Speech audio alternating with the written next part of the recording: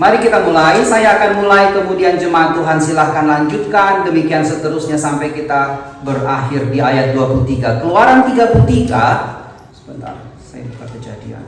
Keluaran 33, 15 sampai 23. Mari kita baca firman Tuhan.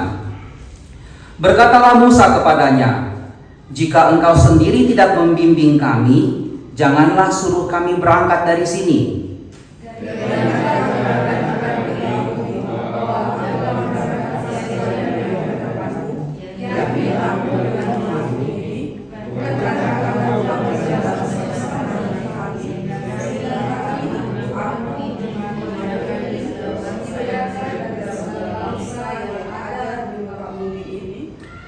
Berfirmanlah Tuhan kepada Musa, juga hal yang telah kau katakan ini akan kulakukan, karena engkau telah mendapat kasih karunia di hadapanku dan aku mengenal engkau."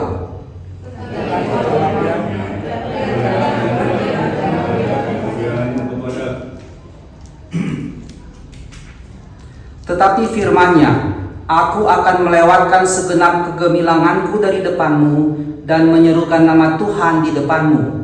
Aku akan memberi kasih karunia kepada siapa yang kuberi kasih karunia dan mengasihani siapa yang kukasihani."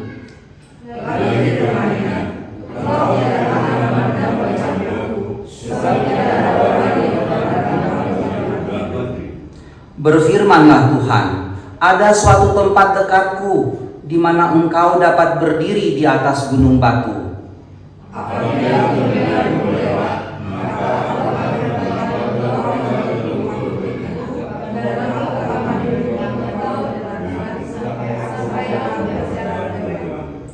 Kemudian aku akan menarik tanganku dan engkau akan melihat belakangku, tetapi wajahku tidak akan kelihatan."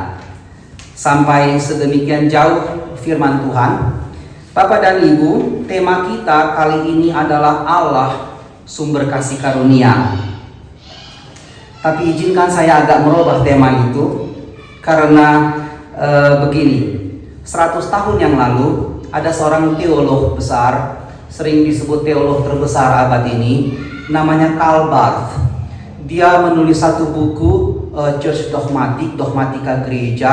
Intinya Barth bilang begini, kita manusia dapat mengenal Allah karena Allah dibukanya dulu dirinya, diperkenalkannya dirinya kepada kita.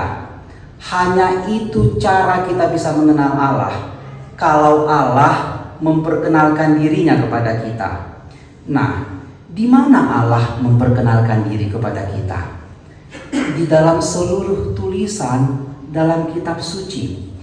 Jadi ketika kita mendengar khotbah, ketika kita membaca Alkitab, tujuannya satu, Amang dan Inang, supaya kita bisa semakin mengenal Allah. Bukan untuk mengisi otak kita, bukan itu tujuan kita mendengar firman, tapi supaya kita bisa semakin mengenal Allah. Dan ketika kita semakin mengenal Allah, hati kita akan semakin tunduk kepada Dia. Dengan pemikiran itu, saya akan merubah sedikit tema kita, mengenal Allah yang Maha Kasih.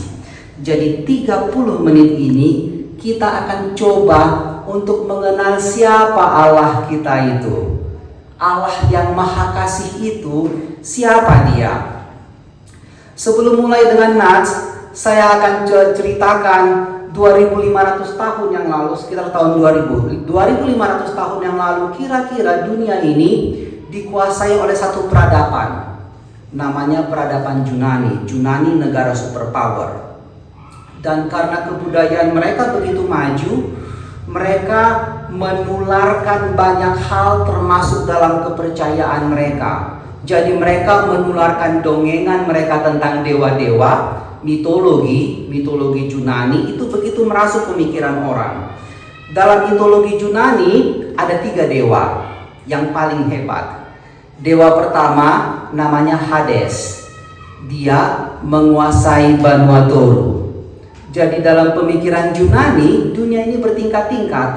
Ada Vanuatu sama dengan kita, Banua Toru, ada tonga-tonga ini, dan ada Banua Ginjang. Nah, dalam pemikiran Yunani, dunia ini juga bertingkat. Ada Banua Toru di bawah bumi, daerah orang-orang mati, dikuasai oleh satu orang dewa atau satu dewa yang namanya Hades. Dewa ini bersaudara dengan penguasa bumi, penguasa lautan, namanya Poseidon. Poseidon itu simbolnya garpu besar dengan tiga cucukan. Jadi kalau ada yang pernah nonton film Aquaman, itu diilhami oleh Poseidon.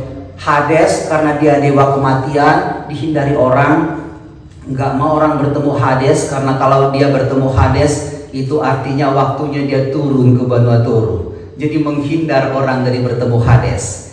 Nah, dewa yang paling berkuasa, saudaranya ini 3 bersaudara, namanya Zeus. Dia berdiam di atas satu gunung tertinggi di Yunani, namanya Gunung Olympus. Jadi di puncak gunung itu Zeus berdiam. Nah, dewa-dewa ini karena ini pemikiran manusia, rekaan manusia, orang berusaha berandai-andai siapa sih yang menguasai dunia ini. Di karang mereka lah bentuk-bentuk dewa. Jadi dalam pemikiran manusia ini, mitologi Yunani ini, dewa-dewa ini juga seperti manusia. Mereka punya istri. Zeus punya istri namanya Hera. Nah, dewa ini punya kekuatan. Zeus kalau petir bang-beng, mereka pikir oh ini Zeus lagi marah, karena Zeus itu dewa petir. Dewa yang paling sakti itu disebut dewa petir, namanya Zeus. Tapi dia bukan hanya punya kekuatan. Zeus itu nggak peduli dengan manusia. Dia hanya memperdulikan dirinya sendiri. Selain dia punya kekuatan, dia menuntut manusia untuk mempersembahkan korban memuji dia. Ada satu lagi, hidupnya nggak bermoral. Hobinya hidup dalam percabulan. Jadi Zeus hobinya apa Bapak dan Ibu? Menyamar menjadi hewan supaya dia bisa masuk ke kamar istri orang, diculiknya istri orang, dilarikannya. Dan ketika dia bercabul dengan istri orang, lahirlah satu orang namanya Hercules. Jadi Hercules, Amang dan Inang kalau pernah nonton film Hercules, selalu digambarkan Hercules itu lebih tinggi daripada manusia rata-rata. Badannya lebih kokoh, lebih berotot karena dia separuh dewa, separuh manusia. Tapi intinya ini, pemikiran manusia dari dulu selalu menganggap dewa itu yang hebat lah. Berkuasa, tahta, kekuasaan, berpusat kepada dirinya sendiri. Itulah dewa. Dia nggak bisa digerakkan oleh manusia, nggak bisa dihampiri oleh manusia. Kalau dia marah, sengsaralah hidup kita. Dulu kalau pelaut, ketika mereka mau berlayar, mereka memanggil nama dewa. Dewa apa yang mereka panggil? Poseidon. Itu kisah di Yunus. Ketika Yunus lari dari Tuhan, kapalnya goyang, mau dibuang mau ditelan badai. Ngapain mereka? Semua memanggil nama dewanya masing-masing. Dewa yang menguasai lautan. Kecuali Yunus, karena Yunus lagi tidur pada saat itu. Tapi itulah manusia pada zaman dulu. Dewa selalu menjadi satu sosok di atas sana yang gak terhampiri, gak bisa digerakkan, diam dalam kekuasaannya, berpusat pada dirinya sendiri, suka-suka hatinya kepada diri manusia. Karena itu agak sulit manusia mengerti Tuhan Kristen. Karena Tuhan Kristen bukan hanya berkuasa. Tuhan Kristen itu digambarkan sebagai Tuhan yang mau berkorban, menjadi sumber kasih karunia. Itu yang diajarkan oleh nats kita. Jadi Bapak dan Ibu, coba kita lihat Alkitab kita kembali. Kita lihat ayat 13. Kita lihat ayat 15. Ayat 15 berkata seperti ini. Berkatalah Musa kepadanya, jika engkau sendiri tidak membimbing kami, janganlah suruh kami berangkat dari sini. Ayat 17, berfirmanlah Tuhan kepada Musa, juga hal yang telah kau katakan ini akan kulakukan. Marah gak Tuhan ketika Musa meminta itu? Ini permintaan yang agak lancang teman-teman. Tuhan suruh, hei Musa berangkat. Kalau Bapak dan Ibu lihat ayat-ayat sebelumnya, Tuhan bilang, hei Musa berangkat. Musa bilang apa? Musa nggak bilang, oke Tuhan aku berangkat. Dia nggak bilang begitu. Musa bilang, Tuhan, kalau Tuhan sendiri nggak beserta dengan kami, jangan suruh kami berangkat. Manusia berani tawar-menawar dengan Allah. Itu yang dilakukan Musa. Tuhan, kalau bukan Tuhan sendiri yang beserta kami nggak mau berangkat. Kami di sini aja. Jangan suruh kami berangkat kalau bukan Tuhan yang beserta dengan kami. Yang hebat, Tuhan kita mendengarkan doa Musa, permohonan Musa. Tuhan kita digerakkan oleh permohonan Musa. Sehingga Tuhan bilang di ayat 17, hei Musa, juga hal yang kau minta ini akan kukerjakan. Bapak Ibu, perhatikan ayat 17, ada kata juga di situ. Berarti ini bukan kali pertama Musa meminta. Kali pertama Musa meminta itu di ayat 13. Kalau ayat 13 kita lihat, Musa berkata, maka sekarang jika aku kiranya mendapat kasih karunia di hadapanmu, beritahukanlah kiranya jalanmu kepadaku, sehingga aku mengenal engkau. Ayat 14. Lalu ia berfirman, aku sendiri hendak membimbing engkau dan memberikan ketentraman kepadamu. 2 kali Musa meminta, 2 kali Allah digerakkan oleh permintaannya. Tuhan kita itu bukan seperti Zeus yang nggak bisa digerakkan, unreachable, nggak bisa disentuh. Bukan seperti Zeus Tuhan kita. Tuhan kita itu bisa digerakkan, bisa dihampiri, dan bukan hanya 2 kali. Ada yang lebih hebat, ayat 18. Tetapi jawabnya itu Musa, perlihatkanlah kiranya kemuliaanmu kepadaku. Ayat 18. Ketiga kali Musa meminta kepada Tuhan, Tuhan, aku mau melihat kemuliaanmu. Apa kata Tuhan? Ayat 19 sampai 23 kira-kira begini. Hei Musa, kalau ada orang melihat kemuliaanku, dia nggak akan bisa bertahan hidup, mati dia. Tapi ku dengarkan permintaanmu. Di dekat tempatku ada lekungan, ada cepukan batu, ada lubang batu. Di situ kau kusembunyikan. Ketika aku lewat, akan kuserukan namaku. Namaku adalah Tuhan yang memberi kasih kepada orang yang dikasihi. Jadi ketika aku lewat, kuserukan namaku, tapi kau tersembunyi di dalam lubang batu itu sehingga kau selamat. Ketika aku udah lewat, kau bisa melihat aku dari belakang. Gak ada orang bisa tawar-menawar dengan Tuhan sampai sedemikian hebat. 3 kali Musa berkata, 3 kali Tuhan dengarkan. Dan bukan hanya Musa, semua narasi Alkitab menunjukkan hal yang sama. Ada satu orang ibu-ibu yang ke pasar. Kalau kalian inang beli bawang, berapa bawang sekarang sekilo? Anggaplah 60.000, nggak tahu aku ini nggak kira-kira. Anggaplah 60.000 sekilo bawang. Nggak pernah ibu-ibu beli bawang nggak ditawar. Sadia mau sekilo, 60.000. Harganya itu 70.000 mah. Ibu-ibu kan nawar ganas kan, separuh harga. 30.000 lah. Terus penjual bilang jangan 30.000 lah, modalku pun nggak dapat. 55 lah, 55, 45 lah. Gitu terus sampai ketemu di tengah-tengah kan, mardum di tengah-tengah. Jadilah 45.000 atau 50.000. Ada satu orang dalam sejarah Alkitab yang juga melakukan hal yang sama. 6 kali dia tawar-menawar dengan Tuhan. Dia bilang, Tuhan, kalau ada 50 orang di situ, orang yang hidup benar menyembah Engkau, masakan Tuhan semesta alam menghancurkan kota itu? Tuhan bilang, kalau ada 60 orang, 50 orang gak kuhancurkan. Terus katanya, kalau hanya 45, Tuhan turun 5 nih, gak akan kuhancurkan. Orang ini berpikir, berarti gak ada, jangan-jangan gak ada 45. Kalau 40 Tuhan, gak kuhancurkan, kata Tuhan. 3 kali kan? Terus dia berpikir, jangan-jangan 30 juga gak ada. Tuhan, janganlah dulu marah padaku. Kalau hanya 20 orang yang hidup benar di kota itu, masakan Tuhan menghancurkan orang benar dan orang jahat? Tuhan bilang, kalau 20 orang gak akan kuhancurkan. Tawar-menawar ini 6 kali Abraham dan Tuhan. Ini Tuhan loh yang menciptakan. Tuhan Kristiani itu Tuhan yang bisa digerakkan dan bisa dihampiri oleh anaknya. Itu pelajaran pertama dari kitab, dari yang khotbah yang kita dengar sampai saat ini. Tuhan kita itu kenapa bisa digerakkan? Karena Dia adalah kasih. Saya nggak tahu kapan saya katakan di sini, kasih itu bukan sifat Allah, Amang dan Inang.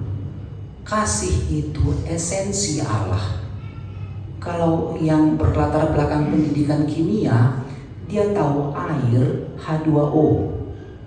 Air mau dijungkir balikan pun, dipanaskan, disimpan dalam tanah, dibawa ke kutub utara, didinginkan, selalu H2O. Kenapa? Karena esensi air itu H2O. Zat air itu H2O, nggak pernah bisa berubah. Allah esensinya kasih. Bukan hanya sifatnya yang kasih. Sifatnya kasih itu betul, tapi esensinya kasih. Sehingga nggak mungkin dia menjadi nggak kasih. Karena itulah dirinya. Selama-lamanya dia menjadi dirinya. Karena dirinya adalah kasih. Alkitab mengatakan bukan sifat Allah kasih, tapi Allah adalah kasih. Dirinya itu yang kasih, sehingga selama-lamanya dia kasih. Itu digambarkan oleh bukan hanya nats kita, tapi seluruh narasi Alkitab. Kalau Bapak dan Ibu ingat kejadian misalkan, penciptaan. Setelah hari pertama, kita nggak usah buka Alkitab, nanti lihat di rumah. Setelah hari pertama, apa yang dilakukan Tuhan? Tuhan mengamat-amati semua yang telah dilakukannya dan dia mendapati itu baik. Hari kedua, Tuhan bekerja, mencipta. Apa ujungnya? Tuhan mengamat-amati semua yang telah dia ciptakan dan dia dapati semua hasil pekerjaannya itu baik. Hari ketiga, setelah Tuhan bekerja, dia tutup hari dengan mengatakan apa? Tuhan mengamat-amati semua yang dikerjakannya itu dan melihat bahwa semuanya itu baik. Begitu terus, setelah semua tercipta dan hasilnya baik, barulah Tuhan menciptakan siapa? Manusia. Sejak penciptaan, manusia itu pusat kasih Allah. Sejak penciptaan, bukan hanya di nats kita ini, bukan hanya nanti di perjanjian baru. Sejak penciptaan, sejak awal, Allah udah Allah kasih yang fokusnya mengasihi. Dan manusia baru diciptakannya ketika semua infrastruktur dunia ini udah tersedia sehingga manusia bisa hidup. Kalau lompat ke perjanjian baru, dulu kita pernah ceritakan, ingat cerita tentang anak yang hilang, Amang dan Inang kan? Ketika si anak bungsu ini yang udah bilang, "Pak, mati aja lah engkau."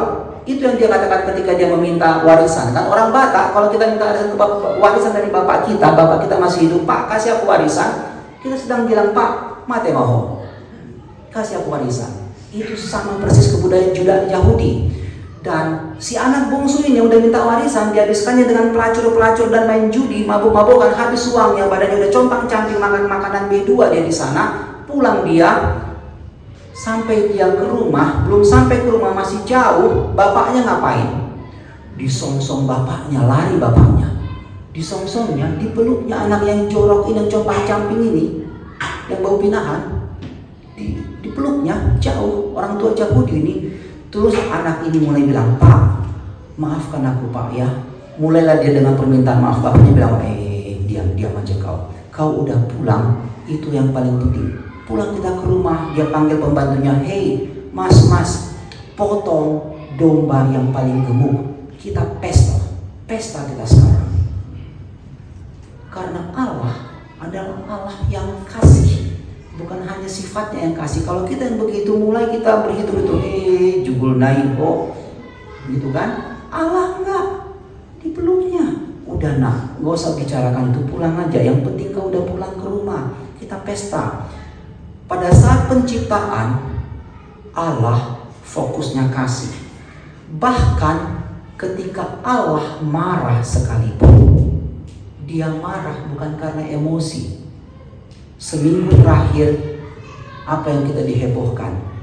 Ada anak pejabat pajak di Jakarta Selatan, disiksanya satu anak GP Ansor remaja, sehingga anak itu remaja itu pingsan. Semua berita heboh dengan itu. Ketika emosi manusia tersulut, dia marah. Allah gak marah karena emosinya tersulut. Ketika dia marah karena dia mengasihi. Bukan seperti manusia dia. Kita buka sebentar Hakim-Hakim 3 ayat 7 sampai 11. Hakim-Hakim 3 ayat 7 sampai 11. Setelah kitab Joshua Hakim-Hakim 3 ayat 7 sampai 11. Orang Israel ayat 7, orang Israel melakukan apa yang jahat di mata Tuhan. Mereka melupakan Tuhan Allah mereka dan beribadah kepada para Baal dan para Asyera.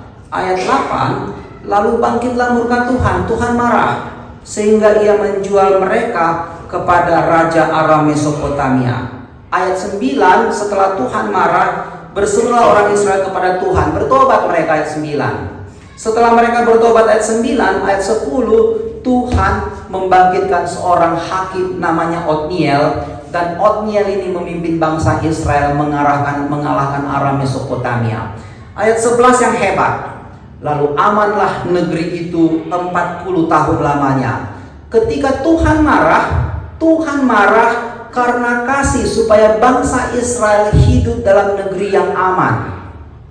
Kalau Bapak dan Ibu nggak percaya, kita lanjut sebentar ke Deborah dan Barak. Hakim-Hakim 4. Setelah hakim-hakim itu mati, Hakim-Hakim 4 ayat 1, setelah Ehud mati, orang Israel ngapain? Mereka murtad, melakukan apa yang jahat di mata Tuhan. Ayat 2, Tuhan marah, lalu Tuhan menyerahkan mereka ke dalam tangan Yabin, Raja Kanaan. Kemudian setelah itu ayat 3, orang Israel bertobat, berseru kepada Tuhan. Karena Sisera menyiksa mereka 20 tahun lamanya. Kalau Amang dan Inang melanjutkan pembacaan, Tuhan membangkitkan 2 orang hakim. Satu laki-laki namanya Barak, satu perempuan namanya Deborah. Dan mereka mengalahkan Sisera, Yabin. Apa ujung-ujungnya? Pasal 5 ayat 31. Lalu amanlah negeri itu 40 tahun lamanya. Ketika Tuhan marah, itu bukan karena keakuannya terganggu. Tuhan bilang, kalau seluruh dunia ini nggak mengakui aku Tuhan, aku nggak peduli. Aku tetap Tuhan. Ketuhananku nggak tergantung pengakuan kalian, kata Tuhan. Mau semua dunia ini memunggungi aku, semua kita memunggungi Tuhan, Tuhan tetap Tuhan. Dia nggak tergantung kepada kita. Jadi ketika dia marah karena dia ingin kita hidupnya baik-baik. Dia marah kepada bangsa Israel supaya bangsa Israel hidupnya baik-baik. Sehingga bangsa Israel hidup 40 tahun lamanya amanlah negeri itu. Otniel 20 tahun lamanya amanlah negeri itu. Kalau Amang dan Inang baca semua kitab hakim-hakim, hanya itu tujuan Tuhan, supaya amanlah negeri itu. Itulah Allah kita. Ketika dia marah sekalipun, DNA kasih gak bisa disangkalinya, gak bisa dia menyangkali dirinya sendiri. Dan cerita itu berpuncak pada epistel yang tadi kita baca, Roma 5 ayat 17. Ini juga yang dibacakan Amang Penatua kita tadi di ruang konsistori. Kita baca Amang dan Inang, ini epistel kita tadi, Roma 5 ayat 17.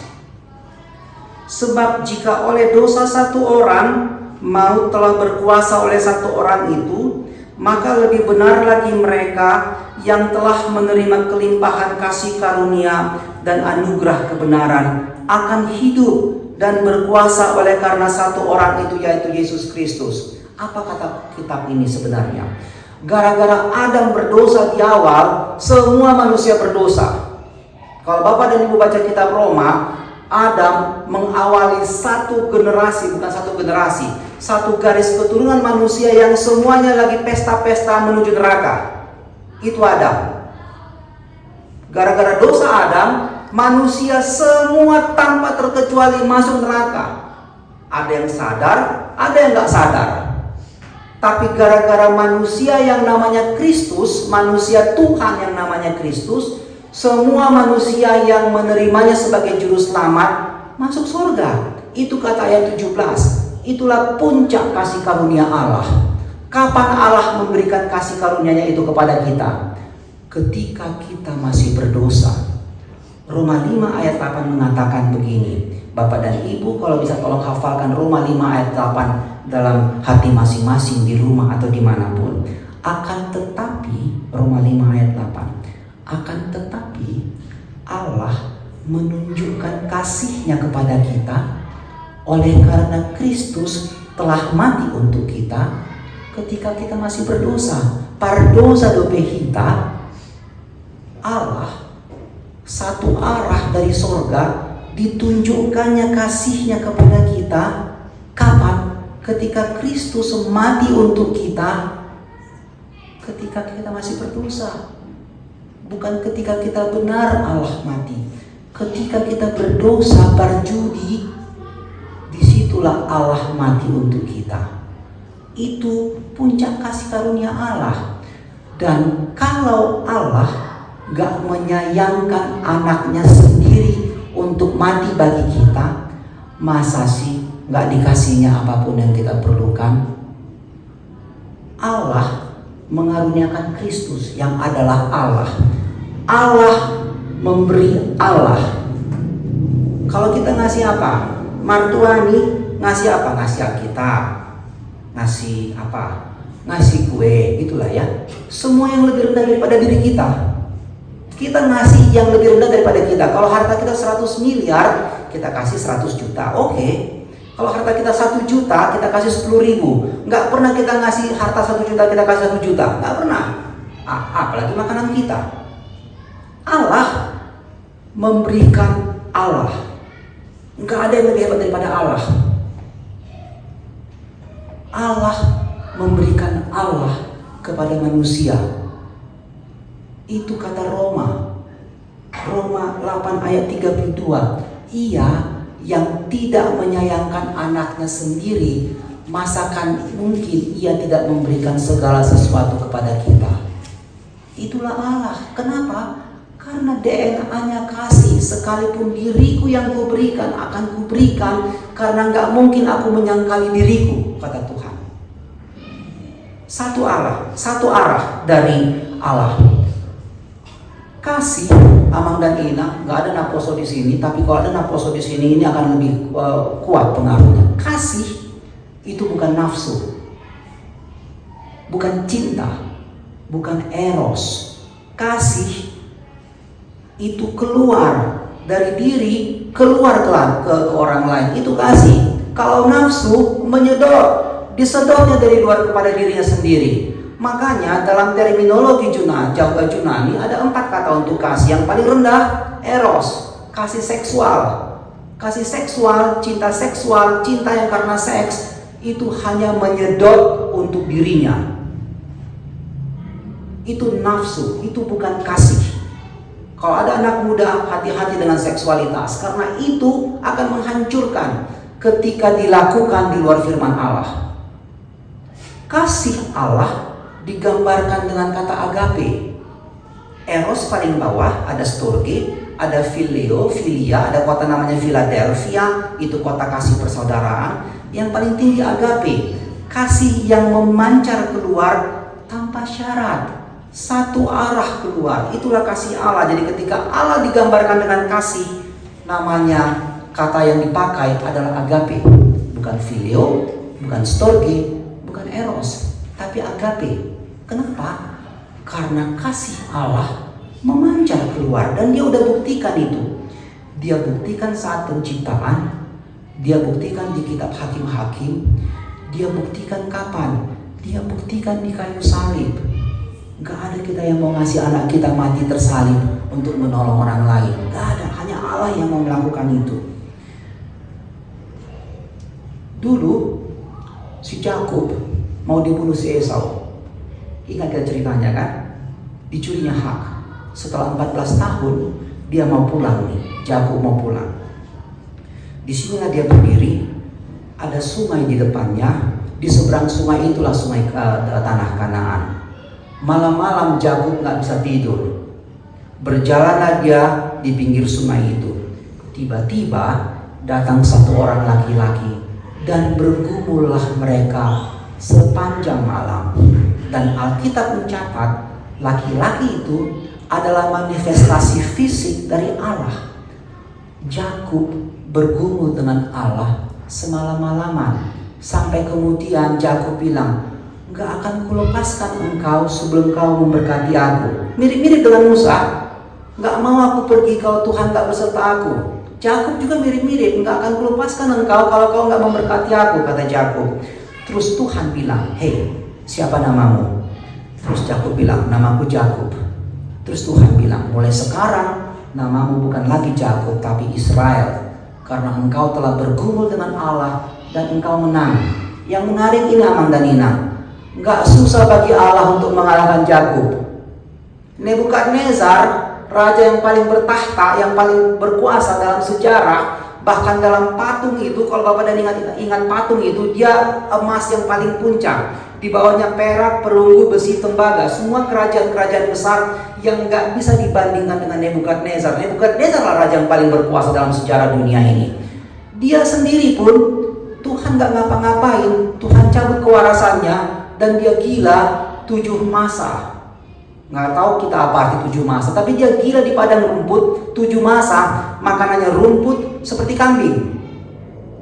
Setelah Tuhan bilang, Nebukadnezar, sekarang kau udah nggak sombong lagi, udah kau akui kemahakuasaanku, kata Tuhan, ku kembalikan kewarasanmu, kembali dia waras, kembali jadi raja. Nggak susah bagi Tuhan. Apalagi lah mengalahkan Yakub. Ngapain Tuhan habiskan waktu 1 malaman bergumul dengan Yakub kalau hanya soal kalah mengalahkan? Jawabannya hanya satu, Amang dan Inang. Karena ketika bergumul dengan Yakub semalam-malaman, Tuhan menikmati itu. Dia menikmati itu sebagai sebuah persekutuan dengan manusia. Allah kita itu bukan seperti Allah mitologi Yunani, bukan seperti begu yang kalau di kampung sebelum kita makan ayam itu disimpan entah di kamar yang mana di atas sana, terus begitu daun bergoyang kita bilang, bah, ngayalang obungi. Bukan seperti itu Tuhan kita. Tuhan kita itu Tuhan yang digerakkan oleh doa kita, Tuhan yang mendengar doa-doa kita, menikmati persekutuan dengan kita. Itu tergambar ketika dia mau susah-susah 1 malam bergumul dengan Yakub. Manusia bergumul dengan Allah 1 malam. Sebagai penutup, Amang dan Inang, saya hanya akan bacakan 3 kalimat. Semoga ini menolong kita mengingat apa khotbah hari ini. Siapakah Allah kita? Allah kita adalah Allah yang maha kasih. Karena itu, Ia menikmati saat-saat di mana Ia bersekutu dengan kita. Tuhan mengasihi kita bukan karena kita berharga. Sebaliknya, kita berharga karena Tuhan mengasihi kita. Itu kata Martin Luther. Allah tidak akan pernah berhenti memburu kita supaya Dia bisa mengasihi kita. Nggak akan pernah. Dia nggak akan pernah stop memburu kita supaya Dia bisa mengasihi kita. Tinggal Amang dan Inang untuk kita renungkan. Maukah kita dikasihi oleh-Nya? Maukah kita bersekutu dengan Dia? Ayat pegangan saya Mazmur 5 ayat 4. Tuhan, pada waktu pagi Engkau mendengar seruanku. Pada waktu pagi aku mengatur persembahan bagimu dan aku menunggu-nunggu. Maukah kita mengatur mezbah persembahan kita pada Tuhan dan menunggu-nunggu Tuhan hadir? Tuhan, aku mau bersekutu dengan Engkau. Tuhan, hadirlah, aku mau menikmati kehadiran Tuhan. Pagi hari atau kapan kita sempat, tapi jangan biarkan 1 hari berlalu tanpa kita bersekutu dengan Allah. Atur hidup kita. 4.15 saya bangun setiap pagi supaya saya sempat membaca Alkitab saya. Sebelum jam 5 kita udah mulai rusuh dengan semua kehidupan dunia ini kan. Mazmur 5 ayat 4. Tuhan, pada waktu pagi aku mengatur mezbah persembahanku padamu. Dan kalimat terakhir itu menarik. Aku menunggu-nunggumu Tuhan. Kalau kita mau menerima kasih karunia Tuhan, Bapak dan Ibu, aturlah mezbah persembahan kepada Tuhan dan tunggulah Tuhan untuk datang. Pasti Dia datang. Mari kita berdoa.